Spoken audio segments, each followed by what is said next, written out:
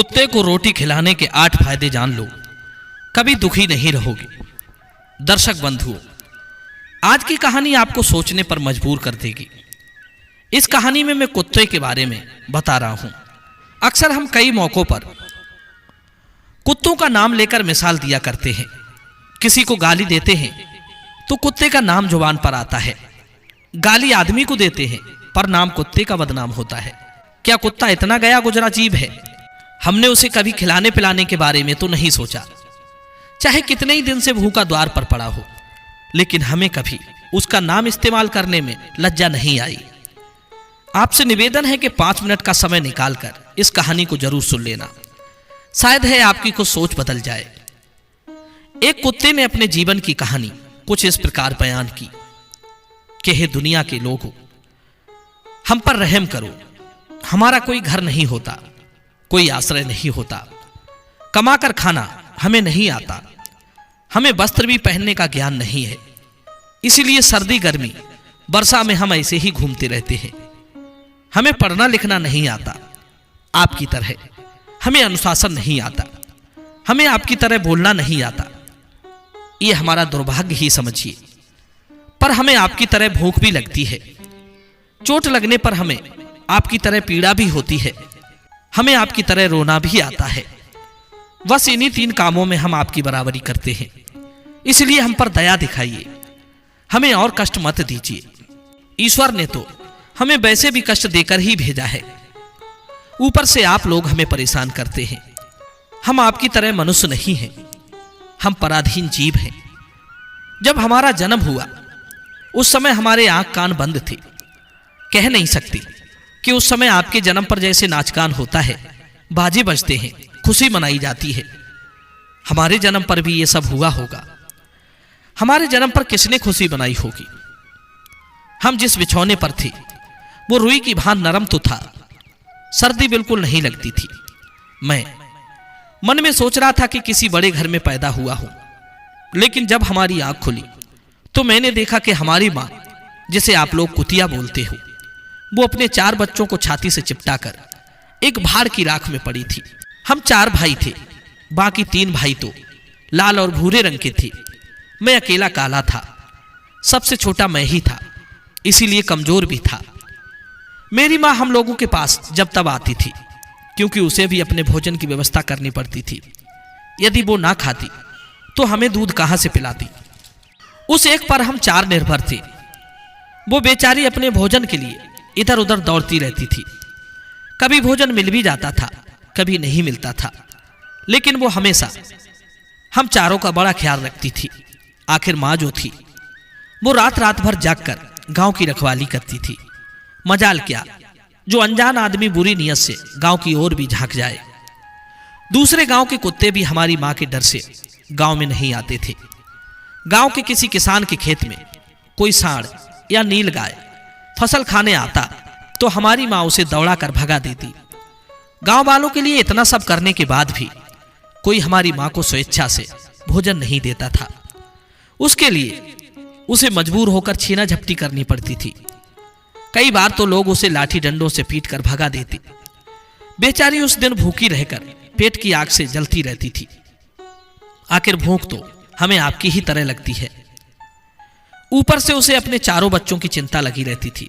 आखिर माँ जो थी, जब भूख उसे चैन से बैठने नहीं देती और गांव वालों का भी उसे देखकर हृदय नहीं पसीजता, तो बेबस होकर के उसे लोगों के घरों में चोरी से घुसना पड़ता था। और खाने की कोई चीज मिल जाती तो उसे खाकर अपने पेट की आग बुझा लेती। कई बार तो लोग उसे खाने की वस्तु ले जाते देख तो लाठी डंडे लेकर उसके पीछे पड़ जाते। कुछ निर्दयी लोग तो कई बार उसे घर के अंदर बंद करके पीटते थे। हमारी मां का बुरा हाल कर देते थे। क्या बिगाड़ा था उसने? सिर्फ अपने पेट के लिए भोजन ही तो चुराया था। चोरी करने का हमें कोई शौक नहीं है, पर पापी पेट हमें यह सब करने के लिए मजबूर कर देता है। एक दिन की बात, बड़ी ठंडी बरसात हुई, ओले पड़े थे, ठंडी हवा चल रही थी। उस ठंड में ठिठुर कर हमारे 2 भाई मर गए। उस दिन हमारी मां बहुत रोई, लेकिन मनुष्य हमारी पीड़ा क्यों समझेगा? उसके बच्चे थोड़े ही मरे थे। अब हम सिर्फ 2 भाई रह गए थे। हमारी माँ हम दोनों की अच्छे से देखभाल करने लगी थी। एक दिन उसी गांव में एक बनिए के घर पर दावत चल रही थी। पूड़ियां भर रही थी। बनिए के घर काफी मेहमान आए हुए थे। हमारी माँ कुछ खाने की तलाश में बार बार उधर जाती, लेकिन लोग उसे दुत्कार कर भगा देते। किसी को उस पर इतना तरस नहीं आया कि एक पूड़ी उस बेचारी को खाने को फेंक दे। एक पूड़ी से उनका क्या बिगड़ जाता। मेरी माँ ललचा ललचा कर रह जाती। माँ वहीं खड़ी खड़ी देखती रही। उधर बनिए के आंगन में दावत खाने का सिलसिला चालू हुआ। भोजन परोसा जाने लगा। माता जी भी वहीं जाकर पूंछ हिलाने लगी। खाना परोसने वाला आदमी जब किसी काम से भीतर गया तो मेरी माँ दबे पांव पूड़ियों के छकड़े के पास पहुंच गई। अब तो उसे देखकर चारों तरफ से दू दू हा हा धत धत की आवाज होने लगी। चारों ओर से लोग चिल्ला चिल्लाकर ऐसे भागे कि मेरी माँ वो चीख पुकार सुनकर घबरा गई। 2-3 आदमी डंडे लेकर उसके ऊपर से बड़ी बेरहमी से दौड़े। मेरी माँ वहां से घबरा कर भागी, मगर उसे वहां से निकलने का कोई रास्ता नहीं मिला, क्योंकि सामने से लोग डंडे लेकर आ रहे थे। तो माँ, जो लोग वहां खाना खा रहे थे, उनके ऊपर से होकर गुजरती हुई मोरी के रास्ते से बाहर निकल गई। मेरी माँ अपने निकलने पर इतनी हैरान नहीं थी जितनी कि उन लोगों को देखकर हुई थी जो वहां पर दावत खा रहे थे। वे सब उठकर खड़े हो गए। उन्होंने भोजन करना छोड़ दिया। कह रहे थे कि कुत्ते के लांग जाने के कारण भोजन भ्रष्ट हो गया है। सब एक दूसरे से विचार कर रहे थे कि अब क्या किया जाए। खाना तो सब खराब हो गया। बेचारा बनिया फूट फूट कर रोने लगा। कुछ लोग तो ये भी कह रहे थे, भाई कुतिया के लांगने से भोजन खराब कैसे हो गया? उसने खाने में या पत्तलों में मुंह थोड़ा ही डाला है, सिर्फ ऊपर से निकल ही तो गई है। लेकिन उनमें कुछ लोग बड़े घरों से ताल्लुक रखते थे। उन्होंने एक भी नहीं चलने दी। कह रहे थे कि भोजन तो भ्रष्ट हो गया, ये हमारे खाने के लायक नहीं है। आखिरकार उन्हीं की बात मानी गई। अब तो वो सारा भोजन गरीबों में बांट दिया गया। उस दिन तो मेरी माँ को खूब पेट भर के खाना मिला था। ऐसा सुख उसने जीवन में कभी नहीं पाया था। लेकिन वो सुख उसके लिए बड़ी मुसीबत बन गया। वो भोजन करके वहां आराम से लेटी थी, लेकिन उतने में वो बनिया डंडा लेकर वहां आ पहुंचा और उसे बुरी तरह से पीटने लगा। उसे वहां से भागने का भी कोई अवसर नहीं मिल पाया। डंडों की चोट से वो बुरी तरह चिल्लाने लगी। मां का बिलाप सुनकर पत्थर भी पसीज जाता, पर उस निर्दयी को उस पर जरा भी रहम नहीं आया। वो उसे कठोरता पूर्वक पीटता रहा। मां का वो आर्त स्वर पूरे गांव में सुनाई दे रहा था।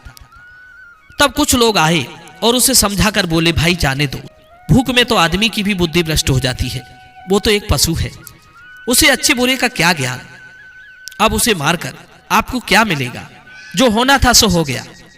लोगों के समझाने के बाद उसने हमारी मां को पीटना बंद किया। मां ने आकर सारी कहानी हम दोनों भाइयों को सुनाई। हमने सोचा कि कितना कष्ट भरा है हमारा हम कुत्तों का जीवन। आदमी एक रोटी के टुकड़े के बदले एक चोर के जितना पीटता है। धिक्कार है ऐसे लोगों पर जो हम लोगों की पीड़ा को नहीं समझते। एक दिन की बात और बताऊं। गांव में एक बाहर का मुसाफिर आकर ठहरा हुआ था। उसने अपने भोजन के लिए एक जगह चूल्हा बनाया था और उस पर दाल बनने के लिए रख दी। उसके बाद आटा गूंथ कर रख दिया। वो वहीं पास में कुएं पर पानी लेने चला गया। इधर कहीं से मेरी माँ भी घूमती हुई वहीं पहुंच गई। उसने गूंथे हुए आटे को रखा देखा तो सोचा कि शायद इस आटे का कोई मालिक नहीं है। यही सोचकर वो उस आटे को खाने लगी। उधर राहगीर ने कुएं के पास से देखा कि उसका आटा एक कुतिया ने आकर खा लिया है, तो वो बड़ा दुखी हुआ। वो बेचारा माथे पर हाथ धरकर रोने लगा, क्योंकि वो भी 2-3 दिनों का भूखा और थका हारा था। कुछ लोगों ने उससे कहा, अरे भाई, इसने तुम्हारा भी आटा बिगाड़ दिया। कल तो इसने बनिए की पूरी रसोई ही बिगाड़ कर रख दी। मुसाफिर दुखी होता हुआ बोला, भाई, मुझे क्या मालूम था ये दुष्ट कुतिया मेरे आटे को खाने के लिए घात लगाई जाने कब से बैठी है। मुसाफिर ने आओ देखा ना ताओ लाठी लेकर कुतिया के ऊपर टूट पड़ा। मां उस आटे को ठीक से खा भी नहीं पाई थी, पर उससे ज्यादा की उस पर लाठी बरस गई। महीनों तक मेरी मां लंगड़ाती हुई घूमती रही। तब उस दिन समझ में आया कि आदमी कितना खुदगर्ज है। हम उसका कोई कार्य करते हैं तो भी वो हमें नहीं समझता। हमारी कमी ये है कि हम उन्हीं मतलबी इंसानों के अधीन रहना चाहते हैं जो हमें कष्ट देता है। जो हमें प्यार से खिलाता है, हम उसके कितने काम आते हैं ये उन्हें नहीं पता। उसके घर की रखवाली तो करते ही हैं, साथ ही साथ और भी बहुत सारे लाभ हैं जिन्हें मनुष्य नहीं जानता। यदि वो हमें रोटी खिलाने के फायदे जान जाए तो बहुत से अपने जीवन में होने वाले नुकसानों से बच सकता है। आज मैं आपको बताऊंगा कुत्ते को रोटी खिलाने के 8 फायदे। मनुष्यों को पता नहीं कि जब भी घर में रोटी बनाई जाती है तो सबसे पहली रोटी गाय की होती है और पिछली रोटी कुत्ते की होती है। ऐसा ही महापुरुषों ने विधान बनाया था, लेकिन भगवान के बनाए उस विधान को भूलकर मनुष्य अगली और पिछली रोटी स्वयं ही खा जाता है। इसका प्रभाव उसके जीवन पर बहुत बुरा पड़ता है। आइए जानते हैं कुत्ते को रोटी खिलाने के बेफायदे। मित्रों, कहते हैं कुत्ता वो प्राणी है जिसको रोटी खिलाने से मनुष्यों के जीवन में पड़ने वाले ग्रहों के दोष भी दूर हो जाते हैं।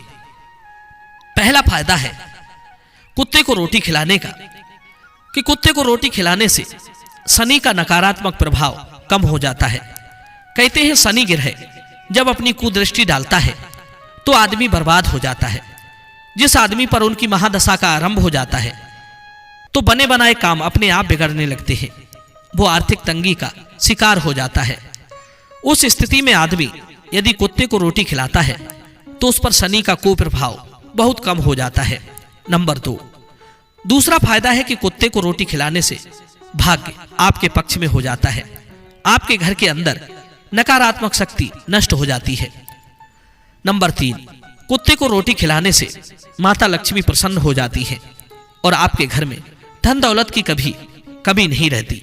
नंबर 4, कुत्ते को रोटी खिलाने से आपके ऊपर कर्ज नहीं चढ़ता और जो पहले से आप कर्जदार हैं उससे भी मुक्ति मिल जाती है।